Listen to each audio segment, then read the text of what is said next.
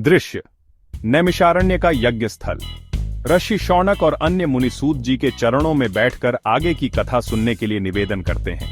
हे सूत मुनि, आपने हमें बताया कि कैसे शिव ने ब्रह्मा और विष्णु का अहंकार दूर किया और शिवलिंग की महिमा प्रकट हुई। अब कृपा करके यह भी बताइए कि शिवलिंग की पूजा का विधि विधान क्या है और यह कैसे सर्वोच्च फल देता है। हे महर्षियों, ध्यानपूर्वक सुनिए। शिवलिंग की पूजा का वर्णन स्वयं भगवान शिव ने देवताओं और ऋषियों के कल्याण हेतु किया था।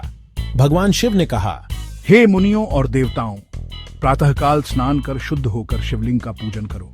सबसे पहले गंगा जल अर्पित करो, फिर दूध, दही, घृत, मधु और शक्कर से अभिषेक करो। उसके बाद बिल्वपत्र, धतूरा, कुसुम और अक्षत अर्पित करो। धूप, दीप और नैवेद्य समर्पित कर एयूएम नमः शिवाय मंत्र का जप करो। ऐसा करने से भक्त के सभी पाप नष्ट हो जाते हैं और उसे अक्षय पुण्य की प्राप्ति होती है। हे मुनि, क्या केवल बड़े यज्ञ और महाभिषेक से ही शिव प्रसन्न होते हैं? नहीं हे ऋषियों, शिव भक्ति के भूखे हैं।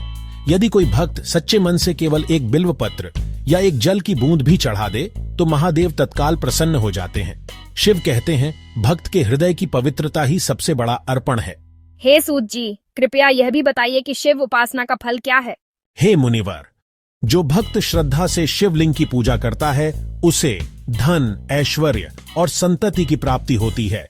रोग, शोक और संकट दूर होते हैं और अंत में मोक्ष मिलता है। यहाँ तक कि जो केवल एयूएम नमः शिवाय का जप करता है वह भी शिवधाम को प्राप्त होता है।